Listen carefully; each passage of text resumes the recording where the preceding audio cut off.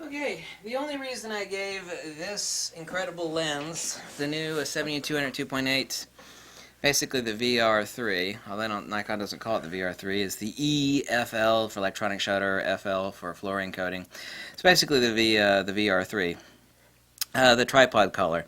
Nikon should have redesigned this. Actually, unless you have this plastic nut tightened all the way down, what could happen is that I'm actually used to, and so are a lot of other photographers, used to grabbing a lens by the tripod collar. However, the release button is right here in front, and it's a plastic little button. Slips right off, and your whole lens and camera are going to go crashing to the concrete. No dice. Now the tripod collar shoe is made out of metal. The switch is plastic. The metal locking latch is plastic that actually locks in to the whole set on the base of the 70 to 200 to 2.8 right there. The only problem is that, and Nikon actually, they don't warn about this. They say it needs to be all the way tight. I think that's how the instruction manual reads on this particular lens. Yeah, well, you can actually lock it in and screw it down like this, but it's still not down, which means if you're actually packing it like this, with your hand actually in the tripod collar, if you actually press it in, you're going to hit the release button, and then the tripod collar is going to come off. Nikon, you should have redesigned this. You should have redesigned. That's the only reason I gave the construction, because this is a Japanese-made lens. Thank God. Thank God they didn't outsource it. Well, for $2,800, it damn well better be made in Japan, right? So that's actually the only reason I didn't give it like a 9.5 out of 10. I actually gave it like an 8.5. Nikon, you should not have done that. If you're aware of it and know that you have to tighten the sucker way down, otherwise you can actually, I'm not the only one that does this. I'll actually grab a lens, flip it over, or whatever it is I'm doing to swap lenses or to do something. And if you do that with your hand in there, you are hitting, with your hand in the tripod collar, you are hitting the release button. I mean, you can't hold the lens by 2 fingers like this. You have to have 3 fingers. When you have 3 fingers in the tripod collar, you are hitting that release button.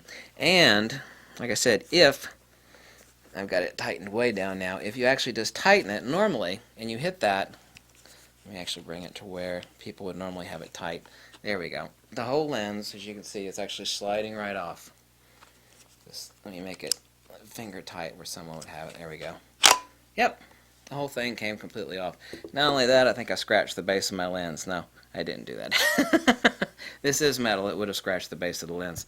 I don't want to do that considering the fact that I just acquired this lens. See, that borders on design flaw. This nut is plastic, and for $2,800 Nikon, you should have made this out of metal.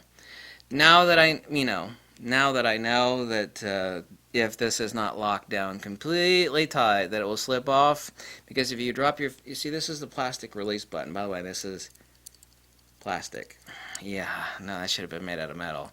Yeah, this is plastic, and this nut is plastic. Now the tripod shoe is metal, but yeah, no.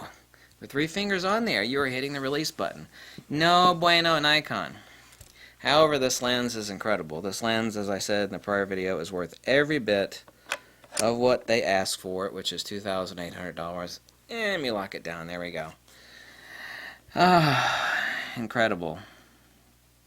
Absolutely unbelievable. I was so shocked on this lens. I was not expecting Nikon to actually release a lens that's good. I mean, I knew over a year, I've stated for well over a year now, that Nikon has to come out with a lens better than the VR2, which is just a horrible lens. I had all sorts of flack from people like, how come you think the VR2 is no good? I own that lens, and it sucks, you know?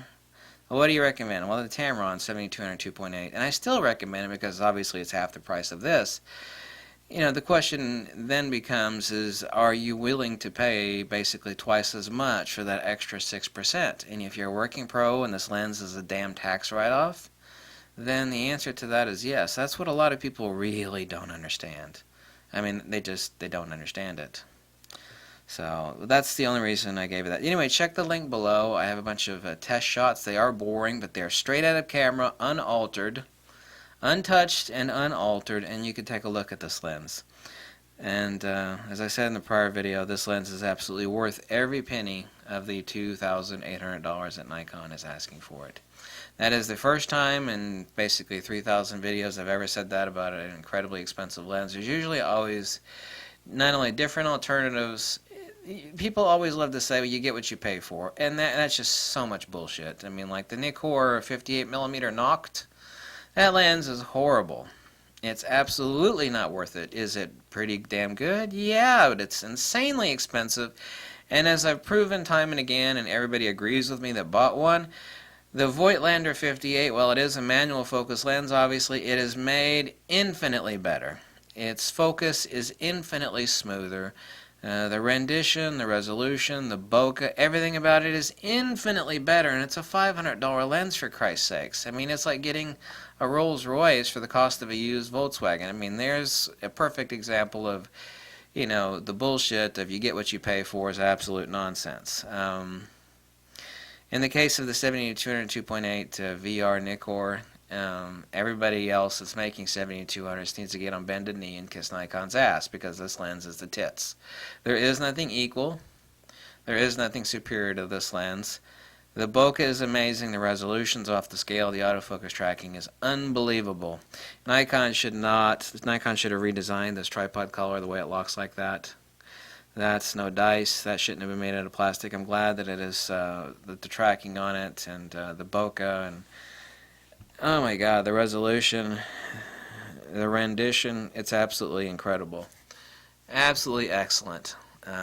Everybody else has been bitching, including the guy with the big hair. He said, this lens is priced not to sell. Well, he's full of it. He's, you know, on that, you know, everybody pointed me to that video. He's like, well, he said this lens is not priced not to sell. Well, if you're an average knucklehead that goes out, you know, and which is fine, you know, every 2 to 3 weeks, and you take your little kit zoom lens with you, you're right. I mean, that's not the lens for you. I mean, you know, you could buy a nice, decent used car, or a nice new motorcycle for what this lens costs. If you're working pro, this lens gives you that extra bit that you cannot get from any damn thing else. And this lens is worth it. Is it expensive? Yeah, but is it worth it? Yeah, sure the hell is. It sure the hell is. So congratulations to you, Nikon. You've hit it out of the ballpark. This lens is a damn winner. Flat out, bar none. It's not perfect, but the only thing that's not perfect about this lens, I couldn't give a crap about. It has nothing to do with the optical performance, and that's the tripod collar. Nikon, you should have known better than to do that one. So, anyway, thanks for watching. Catch you later. Bye.